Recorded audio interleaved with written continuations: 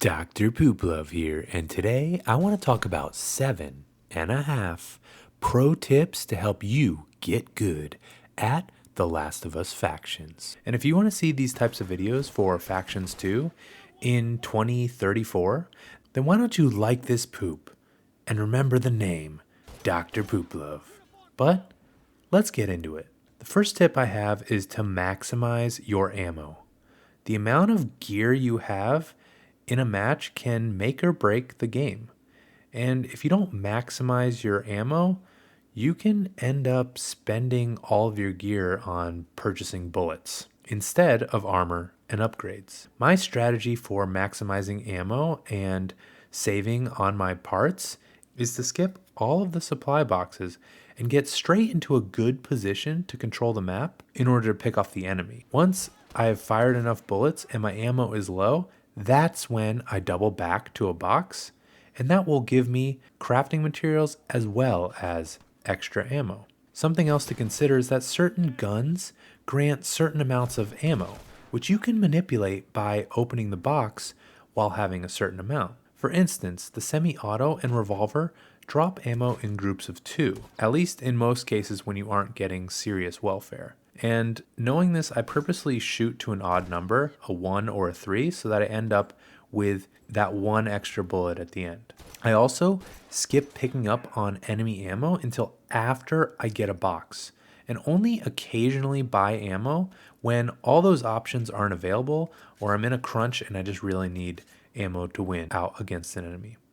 Doing this allows me to save up my parts so that I can upgrade and get armor quicker, and that can help make or break a game. Tip number 2 is not to be a wall shooter, but to be a crack shooter. What I mean is that there are so many cracks and gaps that you can shoot through on every single map that you can use to get it down on some unsuspecting pooper. And this is not wall shooting, by the way. That is for cowards who don't know how to win, and I can't wait until we all get to poop on them in Factions 2. But what I'm talking about is, for instance, this van window in Checkpoint, you can shoot straight through it. The tarp on the dam. Under cars, you can get people's feet, as well as cracks through wood. A good rule of thumb is if you're able to mark someone through an object, you're probably able to shoot them. In tip number 3, I'm going to give you some bomb tricks. Nail bombs can be for more than just lobbing or placing. You can bank and boom your bomb off of objects. Once it hits an object, the fuse will start so that by the time it lands, you can end up dropping a bomb right in an enemy's lap and they will not have time to move. You can also shoot enemy bombs straight out of their hands while they're trying to throw it at you, and that can blow up in their face. I don't have any footage of this, but you can. And also, you can shoot your own bomb that you just threw in order to make it instant explode. In this case, I threw a bomb at the ground and shot it so that the fuse was even shorter and it allowed for me to get it down. And here's my half a tip.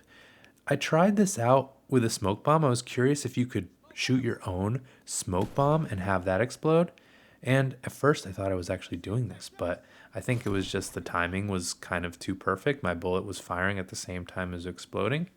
But one thing I did notice is that you can shoot your smoke bomb and have it move a little bit before it explodes.